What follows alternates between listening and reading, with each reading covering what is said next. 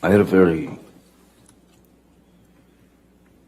interesting childhood, one that I thought was normal until a certain age. My mother, I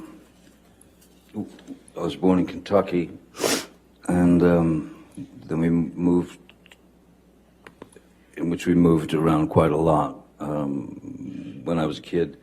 So you were always just, my mom had this, her feet were on fire and she had to move, so we moved constantly. So you were always the new kid, and that wasn't ever particularly pleasant. Then we moved to Florida, South Florida, when I was about 7 or 8.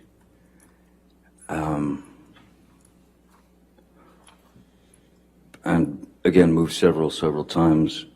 But my mother was quite unpredictable. She was very unpredictable.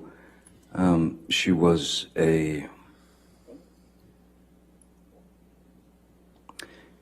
she had the ability to be as cruel as anyone can be with all of us. That is to say, my sister Christy and my brother Danny and my sister Debbie, and also my father. So, essentially, she could become quite violent, and she was quite violent, and she was quite cruel, and though there was physical abuse, certainly, which could be in the form of an ashtray being flung at you, it hits you in the head, or you'd get beat with a high-heel shoe or a telephone or whatever's handy. So in our house, we were never exposed to any type of safety or security. The only thing that one could do, really, was to try to stay out of the line of fire. I started to be able to observe, and I could start to see when she was about to head into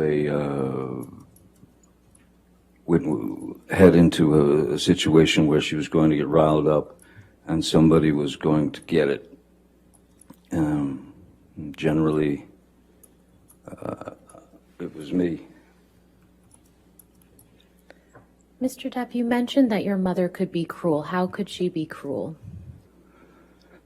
Well, the various categories, I suppose, there's physical violence, of course, there's physical abuse, to which she was, that was a constant.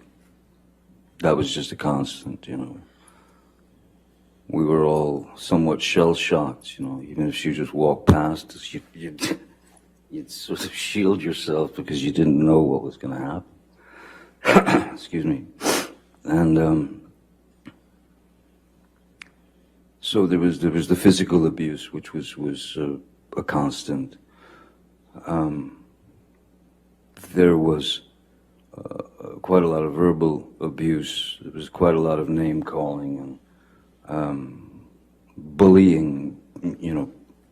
Making fun of whatever defect one might have. If my brother wore glasses, so of course he was four eyes, and his teeth were messed up in the front, so he was buck-toothed as well.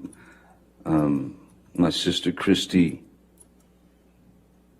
which this is such a hideous psychological play. my father's parents were quite refined. My mother comes from Eastern Kentucky, which is where you grow up in shacks and hollers, you know, and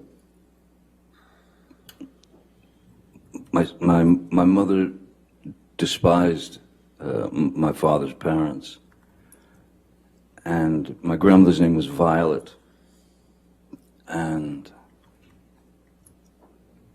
every now and again you would hear my mother just scream across the house, "Come here, Violet, get in here, Violet." And Christy, my sister, knew very well that that was a deep cut, psychologically, emotionally. But we had to take it. I mean, you just had to take the pain. I was born with a very strange, there's a very rare thing in my eye, as the back of the lens is spherical. Normally is spherical, so in this eye it isn't normal. This eye, I was born with a more conical lens, so my brain never learned to see out of my left eye, and they noticed when I was about 3, 4, that I had a lazy eye, a wandering eye, and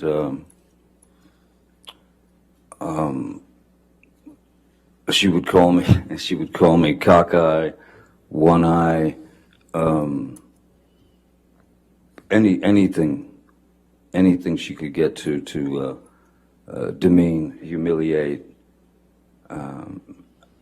I even had to wear an eye patch on my good eye to strengthen my bad eye, so that it would cease to wander. It was exercising the muscles of the eye, though the brain had never learned to see. So I still, my vision in my left eye is, I'm legally blind in my left eye. But so yeah, the verbal abuse, the psychological abuse was almost worse than the beatings, because the beatings were just physical pain, and the physical pain you learn to deal with, you learn to accept it, you learn to deal with it. But the psychological and emotional abuse, that's what kind of tore us up, I think.